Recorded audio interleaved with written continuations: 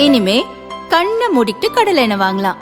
ஏன்னா மந்த்ரா கடலை எண்ணெய் இதயத்தின் தயாரிப்பு. வறுக்க பொரிக்க ஏன் எல்லா சமையலுக்கும் மந்த்ரா தான். மந்த்ரா கடலை எண்ணெய், அபார ருசி, ஆரோக்கியமான உடல் நலம். ரொம்ப டயர்டா இருக்கு. இயற்கையான டேட்ஸ், பாதாம், பிஸ்தா, கேஷு அண்ட் ஹனி கொண்டு தயாரிக்கப்பட்ட லயன் டேட் நட் பைட்ஸ்.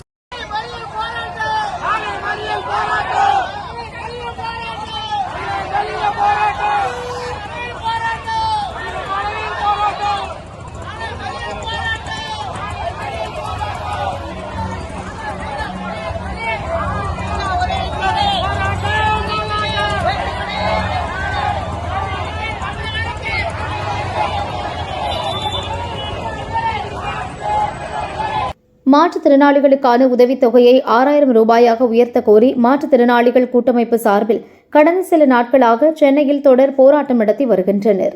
நேற்று சென்னை சிவானந்தா சாலையில் 2000க்கும் மேற்பட்ட மாற்றுத்திறனாளிகள் போராட்டம் நடத்தினர்.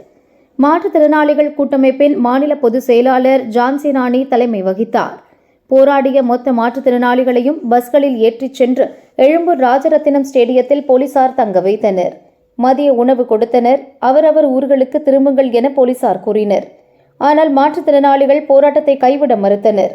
ராஜரத்தினம் ஸ்டேடியத்திலேயே இரவு முதல் போராட்டத்தில் ஈடுபட போவதாக கூறினர். அதனால் அவர்களுக்கு போலீசார் இரவு உணவு வழங்கவில்லை என கூறப்படுகிறது. நள்ளிரவு 12 மணிக்கு மேல் அனைவரையும் பல பஸ்களில் போலீசார் ஏற்றினர். பஸ்கள் சென்னை முழுக்க ரவுண்ட் அடித்த நிலையில் கடைசியாக சில பஸ்கள் கிளாம்பாக்கத்துக்கும் சில பஸ்கள் கோயம்பேட்டுக்கும் சென்றடைந்தன. இன்னைக்கு காவல்துறை ரொம்ப அற்புதமா எங்களை ரொம்ப கையாண்டிருக்காங்க. மணி இப்ப 12:30, இரவு 12:30. எங்களுக்கு என்ன சொல்லி அழைச்சாங்க? போராட்டத்துல பங்கேற்றோம், அரெஸ்ட் பண்ணாங்க, ராஜாஜி ஸ்டேடியத்துல வச்சாங்க. திரும்ப 6 மணிக்கு நாங்க தொடர்ந்து போராட்டம் பண்ணுவோம்னு சொன்ன உடனே நாங்க உங்களை மண்டபத்துல பத்திரமா கொண்டு போய் விடுறோம், நீங்க எல்லாரும் பஸ்ல ஏறுங்கன்னு ஒண்ணுமே சொல்லாம பஸ்ல ஏத்தி ஒரு 4 மணி நேரமா எங்களை பஸ்ஸ ஓட்டி கொண்டு போய் கிளாம்பாக்கம் பஸ் ஸ்டாண்ட்ல நிப்பாட்டினாங்க. அங்க கொண்டு போய் ஏன் நிப்பாட்டினாங்கன்னு எங்களுக்கு தெரியல. மண்டபம் எங்க, மண்டபத்துல கொண்டு போய் விடுறேன்னு சொன்னீங்க அப்படின்னு. திரும்ப அங்க இருந்து எங்களை கிளப்பி இப்ப மணி 12:30. இதுவரைய இந்த காவல்துறை எங்களுக்கான சாப்பாடு வசதியோ தண்ணி வசதியோ எந்தவித அடிப்படை வசதியும் செஞ்சு தரல. இங்க பாத்தீங்கன்னா ஒரு 100க்கும் மேற்பட்ட மாற்றுத்திறனாளிகள் இந்த பஸ்ஸுக்குள்ள இருக்கும். இதுக்கு மேல ஒரு 30 பஸ்ஸுக்கு மேல இங்க இருக்குது, சென்னைக்குள்ள இருக்கு. இந்த 30 பஸ் எங்க இருக்கு, ஏது இருக்கு, எதுவுமே தெரியல. இப்ப மாற்றுத்திறனாளிகளை ரொம்ப கேவலமா, படுங்கேவலமா சென்னை காவல் நிலையம் காவல்துறை ரொம்ப ரொம்ப ரொம்ப கேவலமா எங்களை நடத்துறாங்க அப்படிங்கறது நாங்க இதை பதிவு பண்ணிக்கிறோம். இதை தமிழ்நாடுல இருக்கக்கூடிய எல்லா மக்களும் எங்க மாற்றுத்திறனாளிகளுக்கான குரல் கொடுக்கணும் அப்படிங்கறது அடிப்படையிலையும், மாற்றுத்திறனாளி நம்மளுடைய டாரடெக் சங்கத்துல இருக்கக்கூடிய நண்பர்கள் தோழர்கள் எல்லாரும் நாளைக்கு நம்ம மாநில குழு அறைகூவல் விட்ட அடிப்படையில தமிழ்நாடு முழுவதும் நம்மளுடைய போராட்டத்தை முன்னெடுக்கணும் அப்படிங்கிற அடிப்படையிலையும் நம்ம இந்த ரெக்கார்டை நான் உங்களுக்கு சொல்றேன். ரொம்ப சிரமத்துக்கு மத்தியில கை குழந்தையோட பச்சை குழந்தையோட எதுக்கு ஏறுறாங்க எதுக்கு இறங்குறாங்கன்னே தெரியல. காவல்துறை இறங்குற காவல்துறை அந்த வாகனத்தோட கதவை திறந்து வைக்க மாட்டேங்காங்க. ஏதோ தீவிரவாதிகளை பிடிச்சு வச்சிருக்க மாதிரி கையில்லாத கால் இல்லாத வாய் பேச முடியாத மாற்றுத்திறனாளிகளை உள்ள பிடிச்சு வச்சுக்கிட்டு நம்ம என்னமா ஓடி போற மாதிரி இந்த காவல்துறை நினைக்கிறாங்க போல. இந்த காவல்துறைக்கு இப்படி அதாவது விடிய விடிய இந்த பஸ்ல வச்சு அலக்கழிக்கணும்னு அவங்களுக்கு சொன்ன அறிவுரையாளர் யாரு? அந்த அதிகாரி யாரு? அந்த அதிகாரிக்கு அவர் மனநோயால பாதிக்கப்பட்டிருக்காரா, இல்ல அந்த அதிகாரி மன வளர்ச்சி குன்றியவரா அப்படின்னு அவரை கொஞ்சம் செக் பண்ணி அட்டப்பட வேண்டிய தேவை இருக்கு அப்படிங்கறத நாங்க பாக்குறோம். எங்க ரொம்ப உண்மையிலே ரொம்ப மன வருத்தம். விடியல் அரசு சொல்லி விடியாத ஒரு இரவு எங்களுக்கு காட்டிட்டு இருக்காங்க. இரவு ஃபுல்லா எங்களை சுத்தி வச்சுட்டு இருக்காங்க.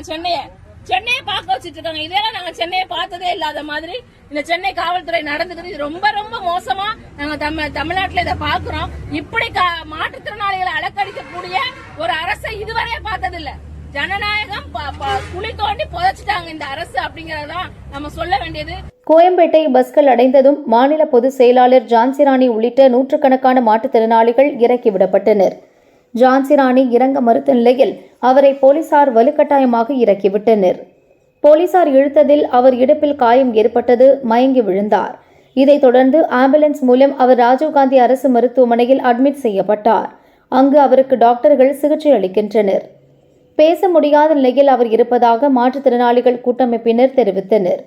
ஜான்சி ராணி மார்க்சிஸ்ட் மாநில மூத்த தலைவர் பாலகிருஷ்ணனின் மனைவி ஆவார். நடக்க இயலாதவர் ஆவார். ஜான்சி ராணியை தாக்கிய போலீசாரை கண்டித்தும் உதவித்தொகையை உயர்த்த கோரியும் 1000க்கும் மேற்பட்ட மாற்றுத்திறனாளிகள் கோயம்பேடு பஸ் நிலையம் எதிரே தொடர்ந்து போராட்டம் நடத்தி வருகின்றனர். கலைந்து செல்லும்படி போலீசார் கூறியும் போராட்டம் தொடர்வதால் பதற்றமான சூழல் நிலவுகிறது.